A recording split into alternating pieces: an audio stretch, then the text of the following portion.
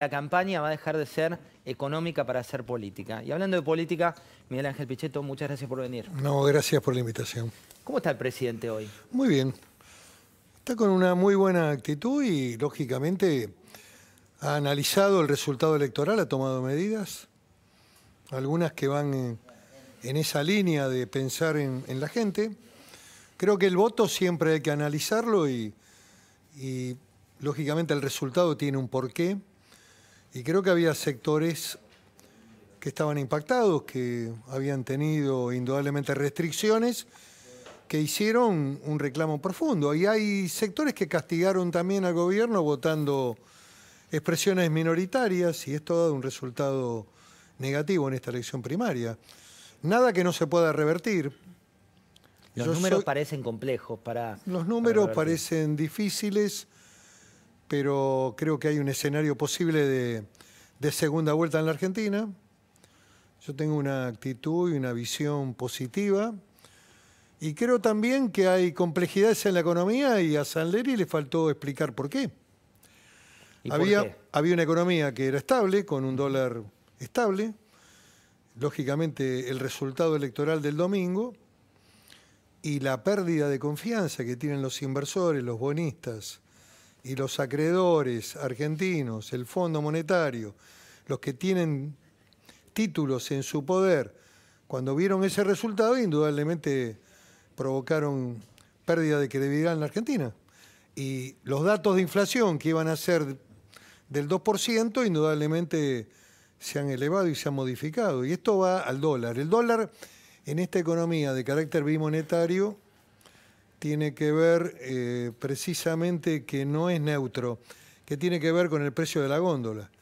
Cuando el dólar aumentan los precios del supermercado. Esto tiene que ver con la realidad económica de la señora o del señor que va al supermercado.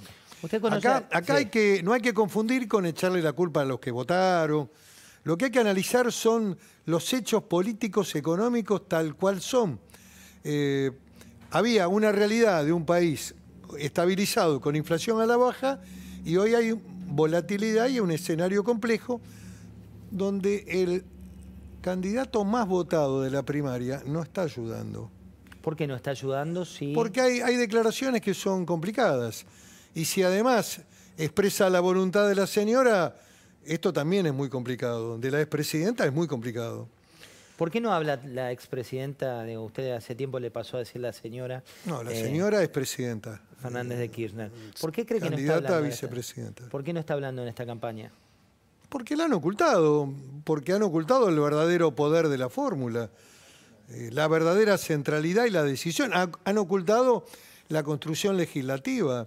Los diputados y senadores que han elegido y que integran las listas del Frente de Todos han sido decididos por la Cámara y por ella.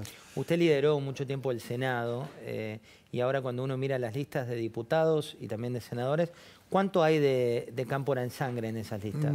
Casi todo. El componente que viene es un componente muy radicalizado, muy estructurado, muy disciplinado, que va a ocupar el espacio central del Congreso de las dos cámaras. Sin embargo, el candidato a presidente se muestra moderado. ¿No cree que esa es la línea, que va a ser más moderado, Alberto Fernández? Yo creo que en ese escenario ya hay dificultades. ¿En ese escenario? Ya hay dificultades. ¿Cómo cuáles? Cuando habla Diosdado Cabellos, ha sonado el teléfono del Instituto Patria. Es para recordarle que él lo ha ganado. Es para decirle, mira, los votos están en otro lado. Lo dice ya hay dificultades. Concretamente por la frase de Diosdado Cabello que dice... Muy significativa. Estuvieron en silencio todo el tiempo. Y es mejor que los oculten, ¿eh? Es mejor que oculten ese tema, que ni hablen de ese tema porque no pueden hablar.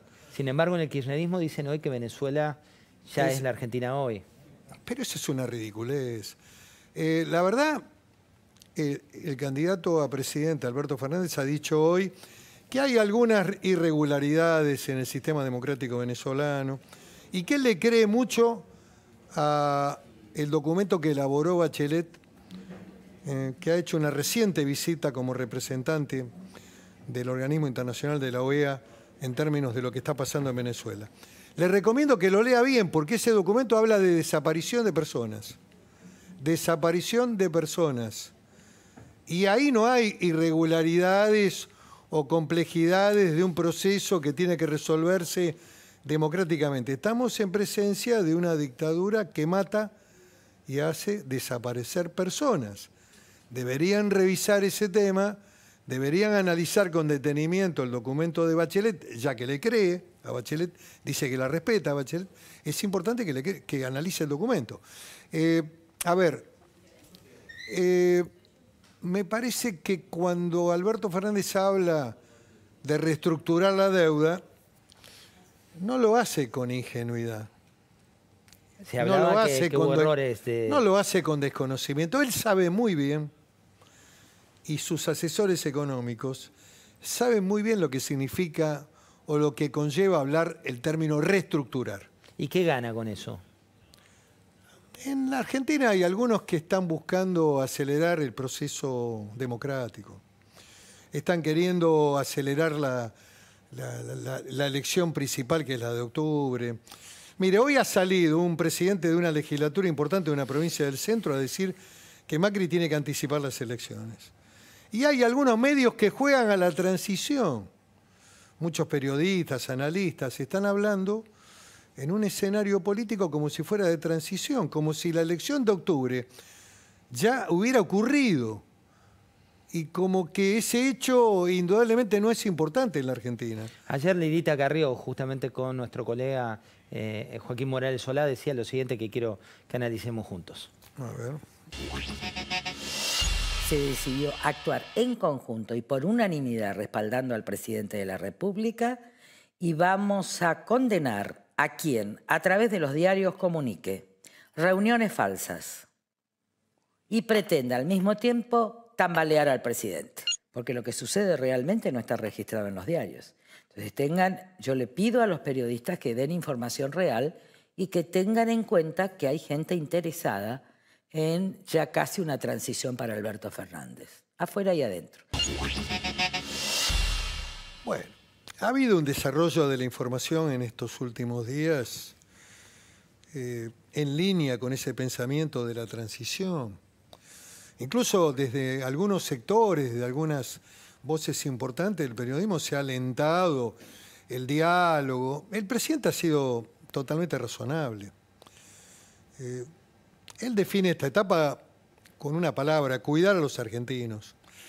¿Qué significa cuidar a los argentinos? Tratar de que el dólar encuentre un valor en este escenario, anclarlo, estabilizarlo, en un escenario complicado, donde los otros sectores juegan a ser demócratas, cuando en realidad me hacen acordar mucho a ese bombero incendiario de Bradbury, en el libro Fahrenheit 451, en donde los bomberos salían a quemar libros. Una historia bastante interesante. ¿Y hay similitudes con lo que está pasando? Lo que digo es que a todas luces se traduce un discurso en términos bueno, vamos a mandar nuestros representantes, nuestro equipo, cuando juegan con definiciones complicadas que en el mundo tienen consecuencias. Cuando se dice, vamos a reestructurar la deuda, los bonistas, el fondo, todos los sectores interesados se ponen en guardia porque creen que va a pasar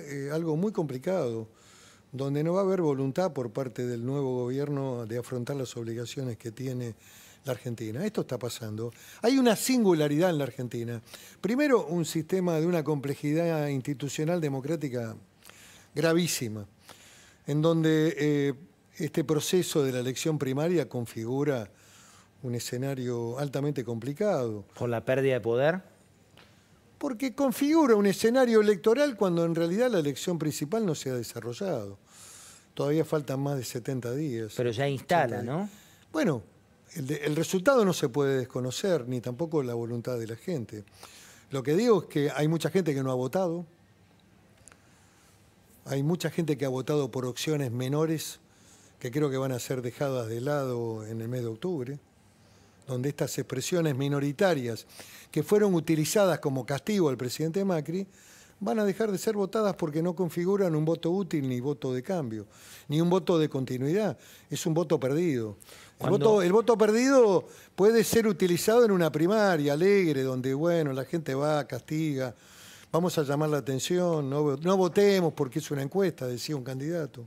¿Qué pasó en la intimidad de los Abrojos? ¿Qué pasó en la intimidad de esa reunión? No estuve. Pero no estuve. contacto... No, tampoco estuve. Estuve sí en la del lunes a la noche, donde conversamos sobre digamos, el compromiso que es seguir gobernando la Argentina con responsabilidad, con mucha prudencia, con vocación de diálogo y también el compromiso de ser una fuerza política que no baja los brazos, que no se da por vencida y que va a afrontar el compromiso electoral con toda la decisión y con todo el coraje y vamos a ser competitivos, no tengo ninguna duda, porque también hay un proceso de repensar este resultado.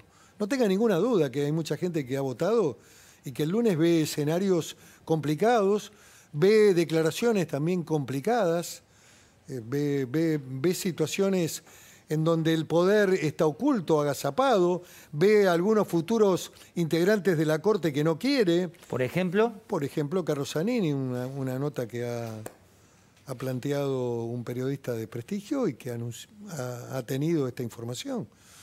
Y hay, digamos, lucubraciones que ya venían de antes respecto al futuro del sistema judicial.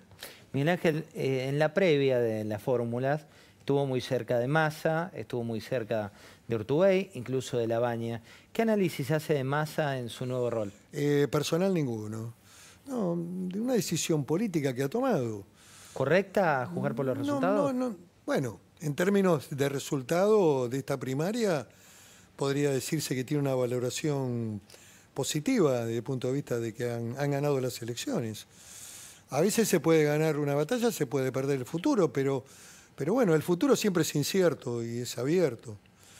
Yo también decidí por una Argentina, por una mirada de país, por tratar de evitar que no vuelva al pasado, porque no vuelvan componentes autoritarios que anidan en la estructura del kirchnerismo que ganó las elecciones. ¿Quiénes son esos componentes autoritarios? Fundamentalmente la figura de la vicepresidenta, la candidata a vicepresidenta. Hasta la propia fórmula es una anomalía. Yo esto lo he dicho durante la campaña. Me parece que ahí hay procesos muy complejos que se van a desarrollar en el futuro gobierno. Mire, la historia del peronismo está llena de este tipo de acontecimientos, especialmente en el periodo de Perón, cuando el poder formal estaba en una figura y el poder real estaba en Perón, digamos. ¿Pero hay similitudes con la época de la Cámpora? ¿De Héctor Cámpora? Yo creo que el dato de la Cámpora es un dato muy complejo, con una estructura de poder y de organización que estuvo en el comicio muy fuertemente. Son la verdadera estructura de poder. Tienen una estructura organizacional de militancia realmente muy fuerte. Capacidad de movilización, penetración en los sectores más juveniles. Cuidado, el poder real está ahí. Está ahí en la figura de la expresidenta. ¿Y Axel Kicillof? ¿Con el triunfo en la provincia? Bueno, ha sido el candidato que les ha permitido ganar. Pero no es el poder real. El poder está en la Cámpora. El poder está en Máximo. La estructuración de esa gestación y en ese proyecto en la provincia lo desarrolla la Cámpora. Kicillof es la cara que expresó el voto ciudadano, pero la Cámpora va por la provincia de Buenos Aires, no tenga ninguna duda. ¿Y qué significa eso en términos reales? Significa que tiene una estructura de poder muy fuerte que va a tensionar y presionar sobre el gobierno nacional. ¿Y los intendentes peronistas qué papel van a jugar? Van a mirar a la bandera. Mientras tengan su municipio...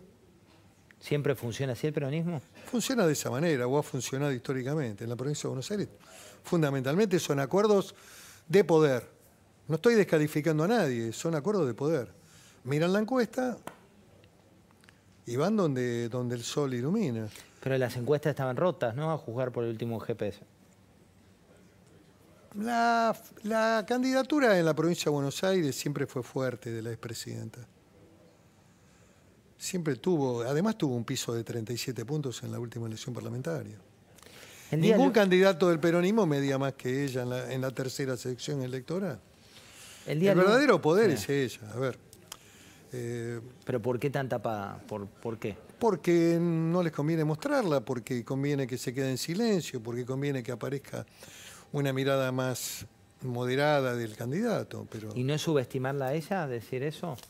¿No es contrario. ella la que decide guardarse? bueno, lo han hecho bien, en los últimos 15 días lo han hecho bien. Creo que la han guardado definitivamente, incluso hasta de la presentación del libro, y fundamentalmente han centrado la campaña en el aspecto económico. Me parece que eso fue correcta la estrategia. Mucha gente que nos mira debe decir, bueno, el aspecto económico me fue mal. ¿Qué tiene el frente para mejorar?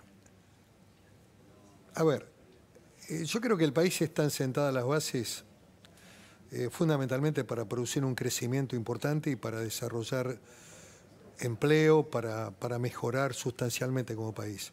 Sin duda que este cruce de un proceso económico muy difícil heredado en el 2015 fue muy largo e indudablemente el ser humano tuvo dificultades, especialmente en la última devaluación del 2018 que impactó sobre el salario, pero creo que las condiciones que tiene la Argentina hoy son importantes, fundamentalmente porque tiene un resuelto el tema del déficit fiscal, hoy tiene superávit incluso comercial, tiene una economía preparada para empezar a crecer. Me parece que están dadas las condiciones, además también de generar energía en forma autónoma, con un proceso de tarifa que también se ha colocado en un plano ya de realismo y de valores internacionales. Me parece que todo eso hace de la Argentina un país competitivo. Hay que llevarlo, lógicamente, al plano del crecimiento del trabajo, al desarrollo y a una mejor vida de los argentinos, pero están dadas las condiciones. Me parece que en este sentido las medidas que ha tomado el presidente Macri van dirigidas precisamente a reparar algunos desequilibrios que se produjeron, que a lo mejor no fueron tomados en cuenta oportunamente y que quizás formaron parte del reclamo ciudadano cuando votaron. Hablaba de la justicia, habló Alberto Fernández sobre la justicia. Me gustaría analizar juntos esta frase. ¿Qué vas a hacer con Macri? Tiene tantas causas. Nada voy a hacer, yo no tengo nada que hacer. Yo no soy juez. Yo no tengo nada que hacer. Yo no voy a hacer lo que ellos hicieron. La política se hace acá, debatiendo en las calles, planteándole a la gente opiniones, opciones, moviendo la cabeza de la gente para que la gente sepa elegir. La política no se hace en el Palacio de los Tribunales. Así que yo no voy a hacer nunca política en los tribunales. No tengo más que compartirlo. Yo soy un predicador de esa visión. Creo que la judicialización o la hiperjudicialización le ha hecho mucho daño al país. Nunca he considerado eso como un valor positivo. Eso no significa impunidad. No significa encubrir el delito ni la corrupción. Pero un proceso en donde todos los días alguien se levanta a la mañana y hace una denuncia me parece un país complicado. Donde solamente los peores, los que no tengan nada para perder, son los que van a gobernar este país. Así que en ese sentido y en esa declaración, yo lo que creo que anidan también resentimientos. No sé si esa es la visión también de la candidata a vicepresidente, no sé.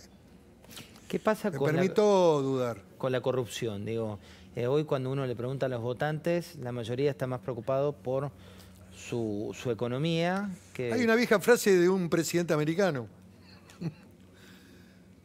que la complementaba muy inteligentemente. Dice, es la economía. Y le agregaba una palabra que decía estúpido, es la economía.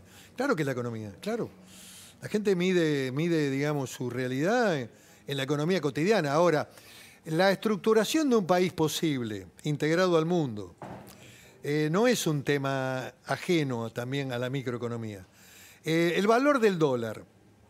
Si todos actuamos responsablemente, deberíamos tratar de sostener un dólar más bajo, que no impacte en el supermercado, que a la señora que va a comprar no le aumente la carne. Bueno, esto tiene que ver con esta economía bimonetaria que no es nueva, es histórica. Pero Si se actúa con irresponsabilidad o se alientan las tormentas, bueno, pueden ocurrir efectos más negativos. Hay algunos que piensan que cuanto peor, mejor. Entonces, imaginan escenarios parecidos al del 2001. generemos una gran mega devaluación, que el gobierno pague el precio, que este gobierno lo pague, después venimos nosotros y ordenamos. Además nos vamos a encontrar con un orden fiscal, ya hicieron el ajuste, tienen superávit comercial, tienen orden fiscal, han tenido incluso superávit fiscal en los últimos 6 meses. Bueno, después venimos nosotros y ordenamos y distribuimos. Bueno, cuidado con esas visiones tan demagógicas y tan peligrosas que cuando hay una devaluación o una mega devaluación pierden todos. Es el juego donde todos pierden. Así que me parece que debería primar un criterio de racionalidad. Y hay que desalentar esos discursos anticipatorios o de que acá hay una transición en marcha porque ha habido una elección. Ha habido una elección que eligió candidatos. Hay un candidato que ha sido más votado que otros. Ahora, la verdadera elección, incluso hasta para ese candidato que ha sido más votado, es importante que se realice el 27 de octubre, donde el pueblo argentino tiene que empezar a analizar los contenidos, los discursos con detenimiento, las miradas internacionales, la visión económica, cuáles son las propuestas de salida, cuál es el escenario en donde se van a desarrollar estos debates. Es muy importante. Hasta ahora ha habido un marco de superficialidad absoluta. En ese de ambos lados, ¿no? Digo... Bueno, podríamos decir de ambos lados. Si analizamos las palabras del candidato más votado, él dicho, bueno, yo no voy a defoltear, todos queremos que la Argentina crezca. Bueno, por supuesto. Mientras tanto, en otro lugar de Ciudad Gótica, que es esta bendita Argentina, hoy el gobernador de Neuquén, el gobernador de Río Negro, también el expresidente de YPF, me refiero a Miguel Galucho, dijeron que iban a reclamar en la justicia por lo que hizo el Estado Nacional congelando tarifas. Bueno, todos reclaman acá. Ese es un problema de la Argentina también. Donde la demanda social, la demanda del conjunto de la sociedad, muchas veces está por encima de la capacidad del Estado de dar respuesta. Este es un problema. Es un problema desde el punto de vista de la resolución o del abordaje. Parte del devenir. Claro, todos sabemos, usted, yo, todos los que nos están mirando saben que cuando aumenta la nafta aumentan los precios del supermercado. Es casi un valor equivalente al del dólar. Aumenta el dólar, aumentaron el arroz, la carne, el pan, la harina, la leche. Aumenta la nafta, aumenta también. A ver, todos sabemos esto. Bueno, este es un tema que lo tendrá que abordar el gobierno con las empresas. Las empresas han tenido un proceso de ajuste tarifario casi, diría, de valor dolarizado. Han tenido rentabilidades importantes, ha habido desarrollos, inversiones muy importantes que hay que continuar. Lo peor sería volver a una política de subsidio, volver a que las tarifas se deprecien. Sería muy grave porque no resolveríamos el problema energético de la Argentina. La Argentina ha empezado a mejorar y ha logrado autonomía en producción de gas por tener un proceso tarifario de ordenamiento, que lo ha hecho este gobierno. Bien. Ahora bien, si hay que lograr un esquema transaccional con las empresas, esa es una tarea del gobierno. Yo no soy, digamos, hoy integrante del gobierno, soy candidato a vicepresidente de la fórmula Juntos por el Cambio. ¿Qué análisis hace del rol de los empresarios? Digo, en el último tiempo hemos visto La Voz Empresaria, el grupo de WhatsApp, algunas reuniones, por ejemplo, en el caso de Galperín con Fernández. ¿Qué análisis hace eso? A mí nunca me parece mal el diálogo. Lo que digo es, bueno, que algunos empresarios han hecho, digamos, han tenido un proceso de gestión interesante en esta última etapa del gobierno, especialmente el que usted ha mencionado, Galperín. Ha habido leyes del conocimiento, ha habido incentivos a la industria del software, a su empresa le ha ido muy bien en esta etapa. Bueno, que hablen con el candidato tampoco es algo... Que los desvelen. Tendrían que hablar con Grabois a Galperín. Miguel Ángel, muchas gracias por haber... Para poner un poco de humor. Que hable con Grabois, entonces... Y sí, sería interesante. Bueno, Grabois dijo que estaba bien que Galperín hablara con Fernández. ¿Y habría diálogo ahí? ¿Con Grabois hay diálogo? Yo lo que quiero en la Argentina es más emprendedores, más tecnólogos, más talento argentino, más rentabilidad, más exportación y menos cartoneros. Y menos multinacionales del cartón. Muchas gracias. No, que siga bien. Breve corte, muy breve corte. Miguel Ángel Pichetto, explícito, breve corte. Y volvemos con una mesa de economía, de economistas y también de un periodista económico para ver qué es lo que viene minuto a minuto. Quédate que ya volvemos.